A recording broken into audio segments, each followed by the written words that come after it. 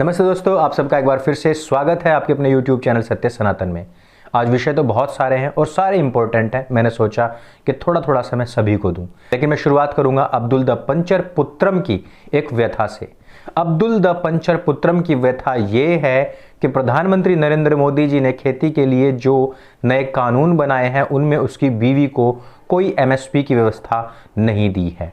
उसके अनुसार उसकी किताबे हवाई में लिखा हुआ है, बाकायदा एक आयत दी गई है सूरा अल बकरा में, आयत संख्या है 223 और उसमें कहा गया है कि औरत जो है वो तुम्हारी खेती है। अर्थात अगर अब्दुल द पंचर पुत्रम अपनी किताब के ऊपर इतना ज़्यादा विश्वास करता है तो मोदी सरकार उसके विश्वास की अवहेलना क्यों कर रही है, क्यों उसकी आस्था को खंडित कर रही हैं, क्यों उसकी भावनाओं को आहत करने का कार्य कर रही है। हम इस विषय पर मोदी सरकार के खिलाफ हैं और अब्दुल द पंचर पुत्रम ने अभी चेतावनी दी है, धमकी दी है कि यदि उसकी बीवी को MSP की व्यवस्था के अंतर्गत ना लाया गया तो वो पूरे इंडिया को चौक कर देगा। वो जहां पर भी देखेगा वहां धरना प्रदर्शन करेगा, उसकी कौम के लोग धरना प्रदर्शन करेंगे और जितने भी चिकन नेक ले, बकरा नेक ले, कटड़ा नेक ले, वो सबके नेक पर जाकर के धरना करेगा और उसको काटने का पूरा प्रयास करेगा।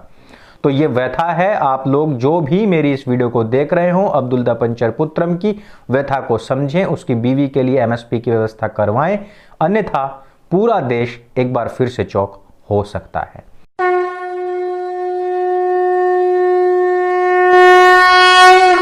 अब अगली खबर की तरफ बढ़ते हैं। बिट्टन दादी मैनपुर की रहने वाली, आपने अभी तक बहुत सारी दादियां देखी होंगी, उन दादियों में दादी बिट्टन दादी मैनपुर वाली नरेंद्र मोदी जी के नाम अपनी सारी की सारी जमीन करना चाहती हैं। क्यों? क्योंकि वो उनका अपना बेटा मानती हैं। वो कहती हैं कि मेरे 2 बेटे हैं, बहुएं हैं, लेकिन वो मेरी बिल्कुल भी सेवा नहीं करते हैं। सेवा तो छोड़िए, एक समय की रोटी तक नहीं पूछते हैं। और उनका जो जीवन यापन चल रहा है वो चल रहा है मोदी जी के द्वारा दी जाने वाली पेंशन के जरिए से। अब आप जरा सोचिए कि पूरे देश भर के अंदर किसानों को डायरेक्ट मनी ट्रांसफर करने वाली मोदी सरकार, जितना भेजा है उतना ही पहुंचाने वाली मोदी सरकार, पेंशन के जरिए वृद्धों का ख्याल रखने वाली मोदी सरकार, या फिर उन्होंने एक बार कहा था कि जानवर हमें वोट नहीं करते लेकिन हमें फिर भी जानवरों का ख्याल रखना पड़ता है, उनकी व्यवस्था करनी ही पड़ती है। उन जानवरों का ख्याल रखने वाले मोदी भी किस प्रकार से किसान विरोधी हो सकते हैं। बहुत सारी ऐसी बातें आई हैं सामने निकल करके। मोदी सरकार ने जो अभी जो ये नया बिल बनाया है इसमें बहुत सारी कमियां हैं, हो सकती हैं, उनके विषय में बातें हो सकती हैं। मैंने सुना है कि बातें चल भी रही हैं, लेकिन जितनी अव्यवस्था इस समय पर भारतवर्ष में, जितने भी बॉर्डर एरियाज हैं, खास तौर पर जिस प्रकार दिल्ली को खुली जेल बना दिया गया है, क्या वो शोभनीय है? नहीं है। अगली खबर की तरफ मैं बढ़ता हूं। मिर्जापुर की जो खबर है, यहां पर ब्राह्मण परिवार के 3 बच्चों को निर्ममता के साथ मार करके उनकी आंखें निकाल ली गई हैं। आप लोगों को पता है कि 2 लाठी के डंडे पड़ते ही दलित लाइफ मैटर्स करने लग जाती है। हिंदुस्तान में जो फार्मर्स हैं उनकी लाइफ मैटर करती ही है क्योंकि वो अन्नदाता है, लेकिन ब्राह्मणों से नफरत क्यों है?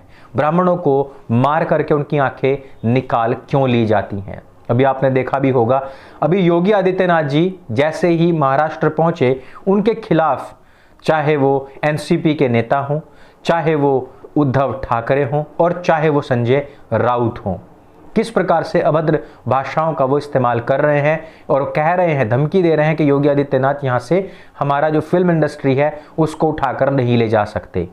और ये हुआ तो बहुत ही गलत होगा।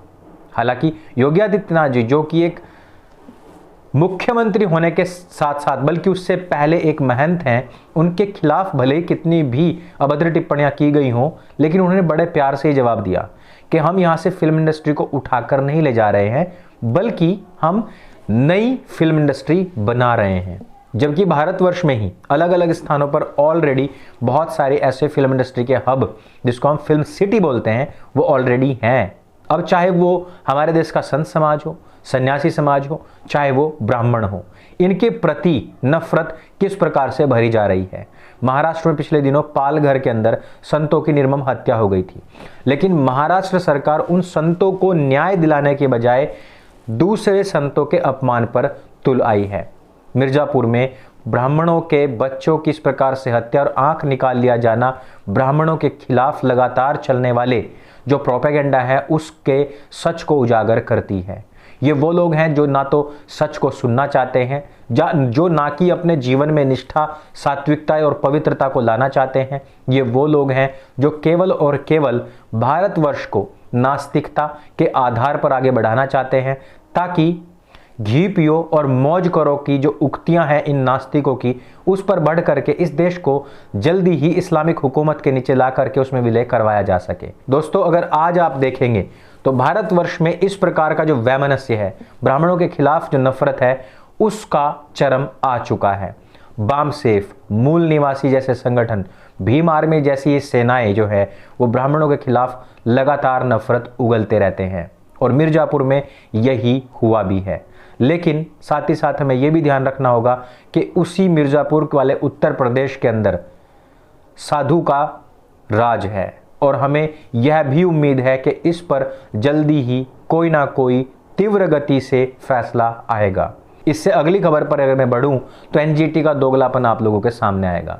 एनजीटी वही संस्था जो दीपावली पर पटाखे फोड़ने से ऐसा मानती थी कि आतंकवादी हमले से भी ज्यादा खतरे देश के ऊपर मंडरा सकते हैं, वही कह रही है कि अब आप क्रिसमस और न्यू ईयर पर पटाखे फोड़ सकते हैं। अब आप जरा देखिए, अर्थात जो हिंदू पटाखा फोड़ता है तो उससे तो कार्बन डाइऑक्साइड और जीवन भक्षक गैसेस निकलती हैं, लेकिन जो क्रिसमस पर जो ईसाई लोग पटाखे फोड़ेंगे और जो पूरा का पूरा देश न्यू ईयर पर पटाखे फोड़ेगा, उससे ऑक्सीजन निकलेगी, वो जीवन रक्षक गैसें उत्सर्जित करेंगी। एनजीटी को शायद ऐसा लगता है। दोस्तों, हिंदुओं के खिलाफ ये जो नफरत है ये द्वितीय सोपान है। सबसे पहले आपके जो विद्वान समाज है उसके ऊपर हमला होगा, उसके बाद में जो सामान्य जन है जो इन बातों को सुन करके जागरूक हो रहे थे उनमें खौफ बिठाया जाएगा और फिर उनको डरा करके अपनी विचारधारा के अंतर्गत लाने के भरपूर प्रयास होंगे। इतिहास इस बात का गवाह रहा है। इस प्रकार से बख्तियावर खिलजी ने सबसे पहले यूनिवर्सिटीज को तोड़ा था, उनमें आग लगाई थी। जिस प्रकार से मैकॉले ने उस समय के गुरुकुलों को नष्ट करके अपनी मैकॉले शिक्षा पद्धति चलाई थी, ताकि जो विद्वान जगत है, जो सनातन को आगे बढ़ाने वाले लोग हैं, उनको सबसे पहले नष्ट किया जाए और फिर अपनी विचारधारा पर इन लोगों को हाँका जा सके। इस प्रकार से ही एनजीटी हो, चाहे देश विरोधी जितने भी संगठन हैं जो आज पंजाब, हरियाणा, उत्तर प्रदेश में बहुत तेजी से मतांतरण कर रहे हैं, सिखों तक को, जिनके सिर पर पगड़ी है उन तक के गले में क्रॉस को पहना रहे हैं, वो सब लोग सबसे पहले आपके धर्म के खिलाफ बोलेंगे, आम जन के अंदर नफरत भरेंगे। जब हम जैसे लोग उसका विरोध करेंगे, सही जवाब लेकर के आएंगे, तो हमारे ही लोगों के द्वारा हमको बदनाम कराया जाएगा और बदनाम कराने के बाद हम लोगों को सफाया करके, जिस प्रकार से हमारे संत समाज का सफाया किया गया वैसे ही किया जाएगा और उसके बाद आप लोगों को वापस कन्वर्ट कर लिया जाएगा। ये होती हैं चाल उन लोगों की जिन लोगों को अंततोगत्वा इस देश के ऊपर किसी भी कीमत पर हमला करके या बहला फुसला करके अपना राज करना है। इन सब चीज़ों से बातों को समझने का प्रयास कीजिए कि आपकी जागरूकता का स्तर क्या है और क्या होना चाहिए। मेरे संग बोलिए सत्य सनातन वैदिक धर्म की जय। जय हिंद, वंदे मातरम।